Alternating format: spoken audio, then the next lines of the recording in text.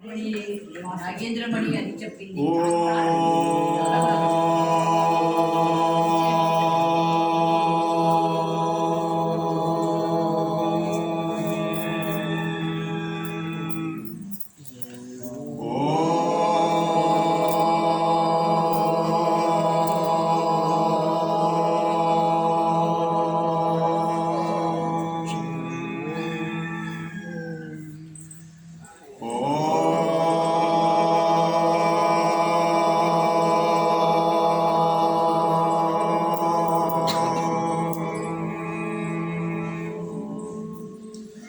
गुरु ब्रह्मा गुरु विष्णु गुरुदेवो महेश्वरः गुरु साक्षात् परब्रह्म तस्मै श्री गुरवे नमः।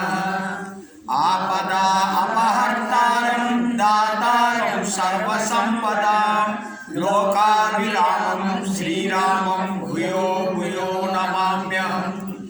मनोजवं मारुततुल्यवेगं जितेन्द्रियं बुद्धिमतां वरिष्ठं वातात्मजं वानरयूथमुख्यं श्रीरामदूतं शिरसा नमामि। नीलातुङ्गस्तनगिरितटी सुप्त उद्बोध्य कृष्णं पारार्थं श्रम श्रुतिशतसरसिद्ध अध्यापयन्ति सोशिष्टायां सृजनिगलितं या बलात्कृत्य भुङ्क्ते गोदा तस्यै नम इदमिदं भूय एवास्तु भूय।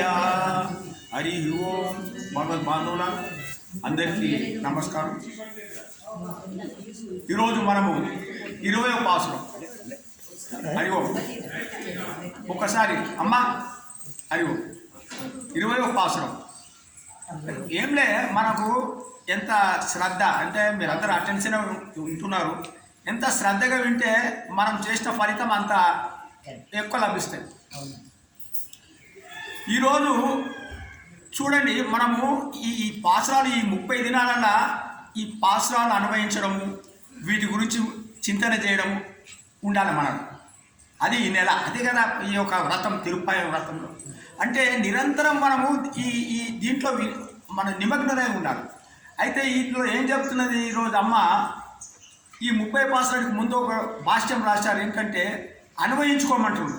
ఈ పాసురాలు ఎక్కడెక్కడ జరుగుతున్నాయి అని, ఎక్కడెక్కడ జరుగుతున్నాయి? ఒకటేమో విరేపల్లిలో జరిగింది కదా, ద్వాపర యుగంలో విరేపల్లిలో తిరుప్పాయన వ్రతం శ్రీవ్రతం చేసినాం। తర్వాత విల్లిపుత్తూరులో గోదాదేవి చేస్తున్నది పాశం, ఇది మనం అన్వయించుకోమంటారు। తర్వాత ఇప్పుడు మన మనసులో కూడా ఈ తిరుప్పాయన వ్రతం జరుగుతుంది। అంటే మనం ఒక ఆలోచన అట్లా అన్వయించుకోవడం అనేది ఉండాలంటే అందులో నిమగ్నం కానికి, అంటే అలా ఒకసారి విరుపల్లిలో ఆహా గోపికలందరూ ఈ తిరుప్పాయ వ్రతం చేస్తున్నారు కదా, విల్లిపుత్తూరులో గోదాదేవి ఈ తిరుప్పాయ చేసింది కదా, ఈ పాసురాలు చదివింది కదా, అట్లనే ఇప్పుడు మనలో అన్వయించుకోవాలి। నిన్న ఏం జరిగింది, మనం నిన్న పాసురంలో ఈ నిన్నటి పాసురానికి ఈ పాసురం కొంచెం లింక్ చేయాలి। నిన్నటి పాసురంలో కుత్తు విలక్కరియ కోట్టుకాలు కట్టిన మేలు మెత్తైన పంచసై నట్టిన మేలేరి కొత్తలారు పూంగులను నప్పిన నంగై కొంగ మేలు వాయి కింద మలర్ మాప వాయి తిరువాయి అంటే, ఓ విశాలమైన హృదయం ఓ శ్రీకృష్ణ, నువ్వు ఒక్కసారైనా మాట్లాడవయ్యా అంటున్నాడు। అంటే ఎందుకు అన్నది అంటే, ఆ యొక్క నీలాదేవి ఆ శ్రీకృష్ణ పరమాత్మ అంశతులిక తల్పం మీద ఉన్నారు ఇద్దరు కదా, ఒకరిని విడిచి ఒకరు ఉంటలేరు। అందుకోసం నేను ఏమన్నాను, శ్రీకృష్ణ ఒకసారి నువ్వు మాట్లాడమంటే ఈ నీలాదేవి ఏమని చెప్తుంది, సైగ చేసి మాట్లాడొద్దు అంటుంది। నీలాదేవి ఏమో తలుపు తెరవనికి వెళ్తే శ్రీకృష్ణుడు లాగి మంచం మీద పండు పెడుతున్నాడు। అమ్మ నువ్వన్నా మాట్లాడంటే ఆమెని ఇది ఒక్కసారి కూడా ఆమెను వదిలి ఉండలేక ఉంటున్నావు స్వామిని, ఆయనను పక్క మీద నుంచి లేవకుంటే ఆయనని పట్టి నీ దగ్గర ఉంచుకుంటున్నావు, ఎడబాటును సహించలేవు అని మనం ఇద్దరిని ఆక్షేపణ జరిగింది నిన్న గోదాదేవి। అప్పుడు ఆ ఇద్దరికి కోపం వచ్చిందని గోదాదేవి గోపిక అనుకొని ఈరోజు ఇద్దరిని స్తుతిస్తున్నారు, పొగుడుతున్నారు ఇద్దరిని। ఎవరిని? శ్రీకృష్ణ పరమాత్మని, నీలాదేవిని। ఎవరు? ఈ గోదాదేవి గోపికలు ఏమంటున్నదంటే, ఒక 4 లైన్లేమో శ్రీకృష్ణుని పొడిగినరు, 4 లైన్లేమో నీలాదేవిని పొగిడినరు। ఇది ఈ ఒక్క పాసురం, ఇది మనం అలా అన్వయించుకున్నాం। ఇప్పుడు ఒకసారి పాసురాన్ని అనుసంధానం చేసుకుందాం। முப்பதி முவ்வர அமரருக்கும் முனிசென்று கப்பம் தவிருக்கும் கலியே துயிலாய் செப்ப முடையாய் திரளுடையாய் செத்தார்க்கு வெப்பம் கொடுக்கும் செத்தார்க்கு வெப்பம் கொடுக்கும் விமலா துயிலாய் செப்பன்ன மேல்முலை செவ்வாய் சிறுமுரங்கள் நப்பின்னை நங்காய் திரவே துயிலாய் உக்கமும் தட்டொழியும் தந்து உன் மணாலினை இப்போதே எம்மே நீரெட்டாலோ రెంబావాయ్. ఇక్కడ 33 అమరార్కుం. 33 అంటే 33. అమరార్కుం అంటే దేవతలు. 33 వర్గాల దేవతలు ఉన్నారు. కానీ మన లోక వ్యవహారంలో ఏమంటాము? 33 కోట్ల దేవతలు అంటే 33 వర్గం అంటే ఒక వర్గానికి ఒక కోటి, అంటే 33 వర్గాల దేవతలు ఉన్నారు అని మనకు వేదాలు చెప్తున్నాయి అనమాట. కానీ వ్యవహారంలో 33 కోట్లు అంటే ఒక వర్గానికి ఒక కోటి చొప్పున అయితే 33 వర్గాలు కాబట్టి 33 కోట్ల దేవతలు. ఎవరు ఈ 33? మనకు వేదం చెప్పింది. 33 ఎవరంటే 8 మంది అశ్విని అష్టవసులు, 8 మంది అష్టవసులు, 11 మంది ఏకాదశ రుద్రుడు, 11 మంది రుద్రుడు ఏకాదశ 11 మంది రుద్రుడు ఉన్నారు, 12 మంది ఆదిత్యుడు, 2 అశ్విని దేవతలు. ఈ మొత్తం కలిపితే 30. ఇది ఈ దేవతలు. ఇప్పుడు ఈ యొక్క గోదాదేవి ఏమంటుందంటే శ్రీకృష్ణుడితో ఇలా చెప్తుంది. శ్రీకృష్ణుడితో చెప్తుంది. ఏం చెప్తున్నది? 33 కోట్ల దేవతలకు మునిసెండు అంటే ముందే వెళ్ళి కప్పం తవిరుకుం. కప్పం అంటే వాళ్ళ భయం, వాళ్ళ తాపం. కప్పం భయం, తాపంని కప్పం తవిరుకుం. తవిరుకుం అంటే తొలగిస్తేస్తాం. కప్పం తవిరుకుం కలియే అంత మహాబలశాలి. స్వామి నువ్వు అమరులు, వాళ్ళు జ్ఞానవంతులు, వాళ్ళ దగ్గరికి నువ్వే వెళ్ళి వారి యొక్క భయాన్ని వాళ్ళ తాపాన్ని తొలగిస్తావు. మరి మేము వచ్చినాము, నీ దగ్గరికి మేము వచ్చినాము, మమ్మల్ని అనుగ్రహించవా అని అడుగుతున్నాడు. అంటే ఇంకొక మాట, స్వామి 33 కోట్ల దేవతలు ఒక సంఖ్య అంటే నంబర్ 33 కోట్లు ఉంటేనే నువ్వు సహాయం చేస్తావా? మేము 5 లక్షల మంది ఉన్నాం, సహాయం చేయవా స్వామి అని ఇంకొక మాట. అంటే నువ్వు దేవతలకే సాయం చేస్తావా అంటే పురుషులకే సాయం చేస్తావా స్వామి? అబలము మేము ఆడవాళ్ళము, చిన్నపిల్లలము, ఆడవాళ్ళకు నువ్వు సహాయం చేయవా, అనుగ్రహించవా స్వామి అని అడుగుతున్నాడు. అలాంటి నువ్వు అమరులు, వాళ్ళు నిత్యసూరులు అంటారు. అంటే వాళ్ళు నిత్యసూరులు, వాళ్ళకు జ్ఞానం ఉన్న వాళ్ళకు నువ్వు పోయి సాయం చేస్తావు. మాకు అవలో నీ మీదనే ఆధారపడినాం, నీ మీదనే మేము నమ్మకం పెట్టుకొని ఉన్నాం, మమ్మల్ని అనుగ్రహించవా స్వామి అని ఒక మాట అన్నారు. అందుకోసమే అంత బలవంతుడు. ఇంకెట్లా వాడు చెప్పముడయ అంటే ఎవరైతే ఆశ్రయిస్తున్నారో వాళ్ళని రక్షించే స్వభావం ఉన్నది. చెప్పముడియాయ్. తిరలుడియాయ్ అంటే అంత సామర్థ్యం ఉన్నది దగ్గర, అంత గొప్పవాడు. శత్తార్కుం వెప్పం కొడుక్కుం విమల. శత్తార్కుం అంటే శత్రువులు. పరమాత్మకు శత్రువులు ఎవరు? ఆయన బిడ్డలే అందరూ. శత్రువులు ఎవరు? ఎవరంటే ఎవరైతే తనను ఆశ్రయిస్తారో, నన్ను ఆశ్రయించిన వాళ్ళకి ఎవరైతే శత్రువులు ఉన్నారో ఆ శత్రువులు పరమాత్మకు శత్రువులు అయితే. ఆయనకు ఎవరు శత్రువులు లేరు. తన భక్తులకు, తను నమ్మిన వాళ్లకు ఎవరైతే శత్రువులు ఉన్నారో వాళ్ళ మీద ఆయన కోపం. అందుకని శత్తార్కు వెప్పం అంటే వాళ్ళకు నువ్వు కంపం కలిగిస్తావు, భయం కలిగిస్తావు. శత్తారు వెప్పం కొడుకుం, భయం కలిగించేవాడి. విమల ఓ ఏంటి నిర్మల స్వభావం గలవాడా.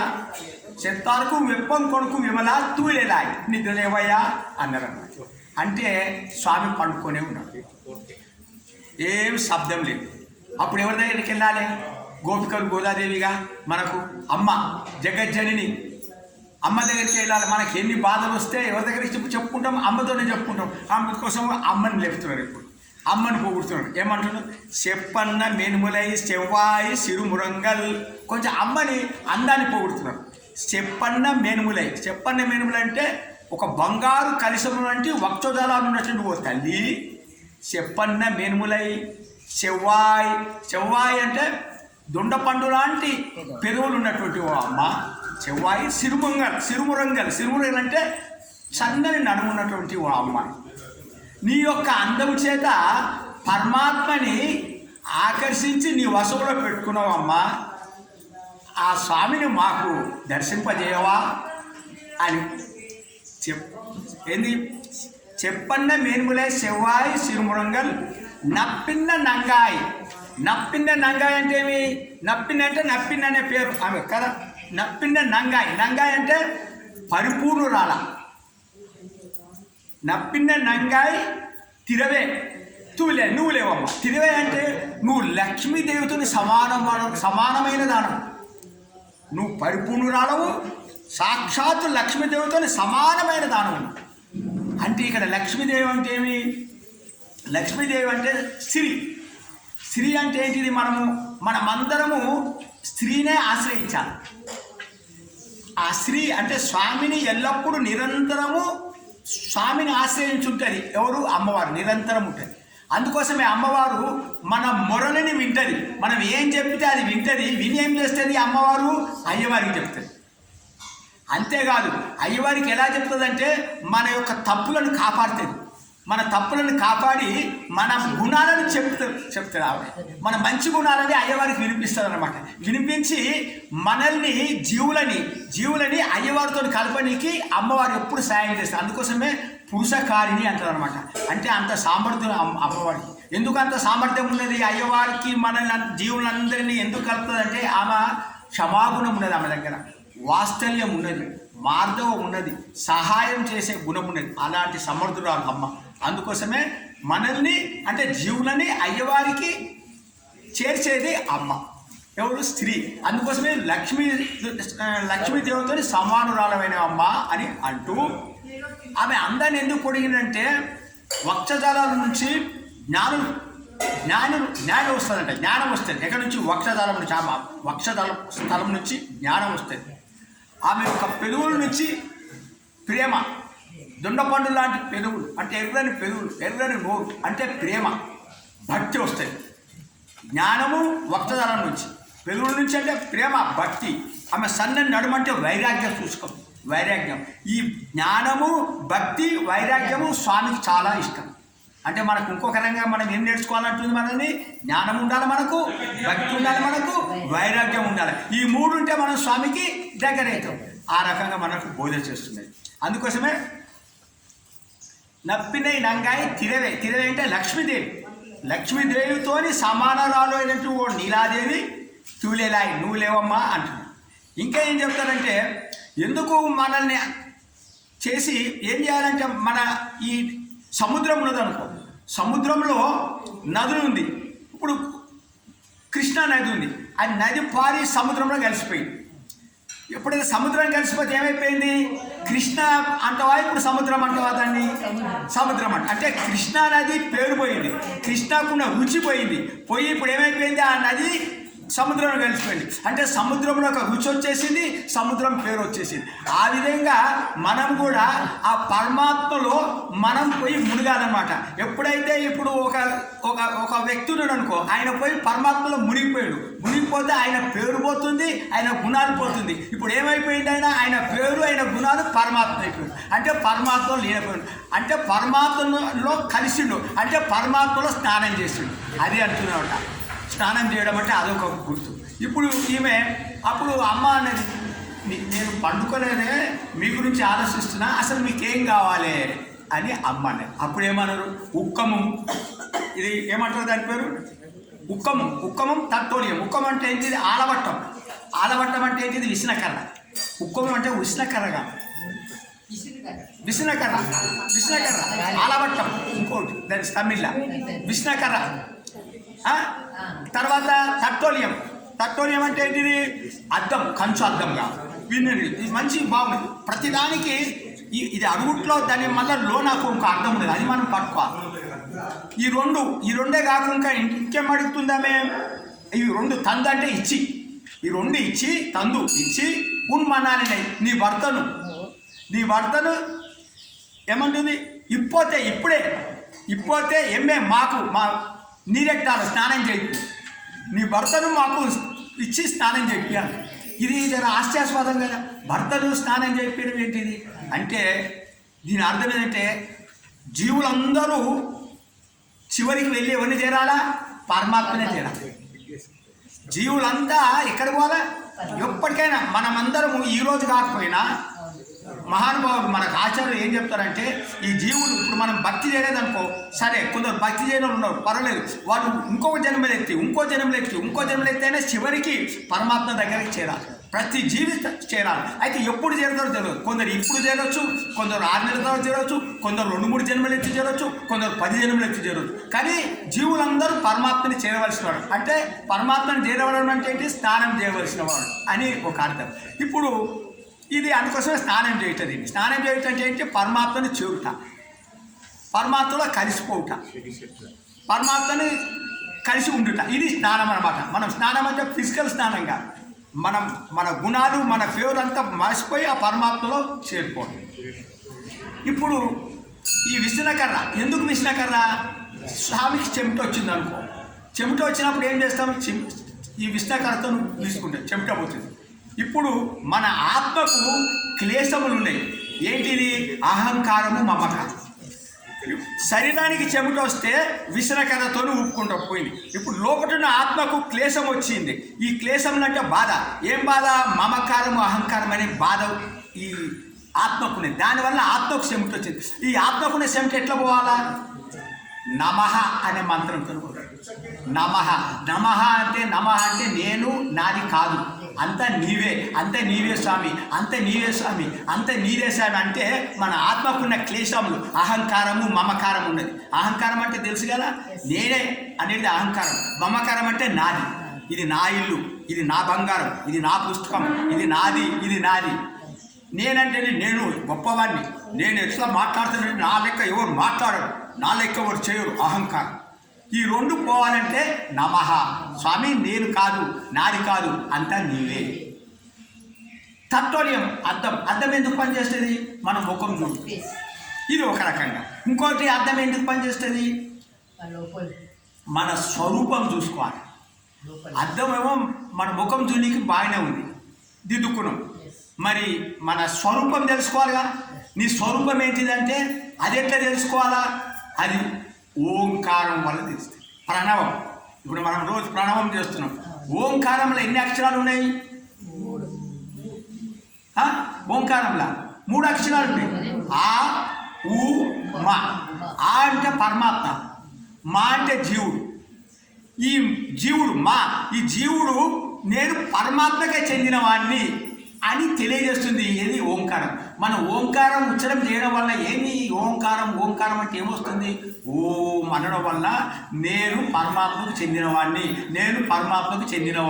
ఇది నీ స్వరూపం అన్నమాట. నేనేమనుకుంటున్నా? నేను నా భార్యకు చెందినవాడిని, నా కొడుకులకు చెందినవాడిని, నా బామ్మర్దికి చెందినవాడిని, నా బంధువులకు చెందినవాడిని అనుకుంటున్నాను. కాదు, మనం ఎవరికి చెందినవాడిని? నేను పరమాత్మకు చెందినవాడిని అని ఈ ఓంకారం తెలియజేస్తుంది. చూడు ఎంత బాగుంది. అందుకోసమే ఈ ఇంత అర్థం అనేది ఉక్కమం తట్టోలియం ఇది మనకి. తర్వాత నువ్వు స్నానం చేయడం అంటే ఏంటిదంటే అమ్మవారు పరమాత్మ అనే సరస్సులో దిగి మనల్ని మెల్లగా ఆ సరస్సులు మనల్ని దింపుతుంది. అంటే అమ్మవాళ్ళని దింపుతుంది. అందుకోసం అమ్మ పరిపూర్ణురాలు. అమ్మకే మనకు సాధ్యమవుతుంది. అమ్మని మనం చేరితేనే, అమ్మతో సంబంధం పెట్టుకుంటేనే మనం పరమాత్మ దగ్గరికి పోగలుగుతాం. అమ్మని దగ్గర పెట్టుకుంటేనే అయ్యవారు చాలా ఆదరంగా మనల్ని దగ్గర తీసుకుంటారు. అందుకోసమే అమ్మ నువ్వు లేవమ్మా అని ఇద్దరిని, అయ్యవారిని అమ్మవారిని లేపడం జరిగింది. హరే నమః.